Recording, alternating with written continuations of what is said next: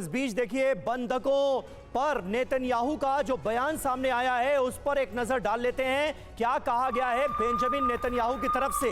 रिहाई का समझौता मुश्किल से लिया गया, हमास को हराने तक युद्ध जारी रहेगा, ये साफ तौर पर कहा गया है। रिहाई को लेकर बंधकों की रिहाई का दबाव जाहिर है इजराइल के अंदर से भी बेतरह पड़ रहा था इजराइल की सरकार पर, बेंजामिन नेतन्याहू पर, और वो दबाव भी कहीं ना कहीं बढ़ता जा रहा था जिसके चलते ये डील मुमकिन हो पाई। हमास और इजराइल के बीच डील डन हो गई है। 50 बंधकों को छोड़ने के लिए राजी हुआ है हमास इस शर्त पर कि 4 दिन का युद्ध विराम इजराइल करेगा और 150 फिलिस्तीनी कैदियों को भी इजराइल की जेल से रिहा करेगा।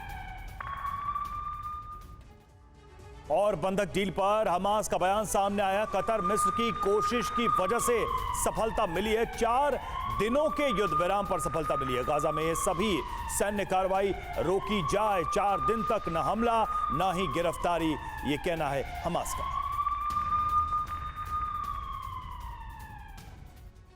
तो देखिए 4 दिन तक के युद्ध विराम की बात हो रही है, सीज फायर की बात हो रही है, लेकिन इसके आगे क्या, 4 दिन के बाद क्या होगा, ये बहुत बड़ा सवाल है। क्योंकि आसार तो यही है कि 4 दिन के बाद विध्वंसक अंजाम बाकी है। जी हां, देखिए हमास क्या कर रहा है, कतर मिस्र की कोशिश से अस्थायी युद्ध विराम कराता हुआ नजर आ रहा है। गाजा में इजरायली सैन्य कार्रवाई रुकेगी। अब 4 दिन मिलेंगे हमास को। 4 दिन गाजा में ना तो ड्रोन उड़ेंगे, ना कोई फाइटर जेट गरजेगा, ना कोई बमबारी होगी। गाजा में ना तो हमले होंगे, ना ही किसी को गिरफ्तार किया जाएगा, क्योंकि बड़े पैमाने पर गिरफ्तारियों का सिलसिला भी जारी है। 50 बंधकों की रिहाई के बदले 150 वो फिलिस्तीनी जो कि इजराइल की जेलों में कैद हैं, उनकी रिहाई मुमकिन हो पाएगी। हम अपने लोगों की रक्षा के लिए प्रतिबद्ध हैं, ये दावा करता हुआ नजर आ रहा है हमास।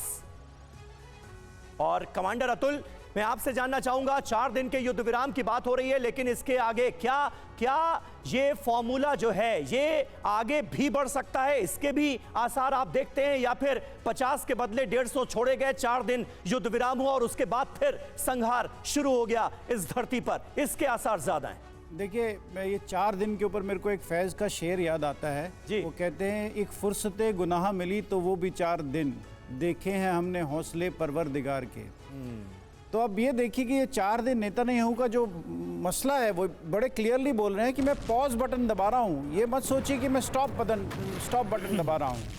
तो हमारा प्रेशर जारी रहेगा, और अगर आप हमारे साथ बिहेव करेंगे हमास, तो हम आपको और थोड़ी और कंसेशंस देते रहेंगे, पर किसी भी हालात में वॉर के ऊपर स्टॉप बटन नहीं दबेगा, ये केवल पॉज बटन है। तो इसको समझने की बहुत ज़्यादा ज़रूरत है। और इसके बाद जो लड़ाई है वो मकसद जो अभी तक देखने को मिलता है कि इजराइल का मकसद गाज़ा पट्टी को, नॉर्थ गाज़ा को साफ रखना है, नॉर्थ गाज़ा को ऑक्यूपाई करना है।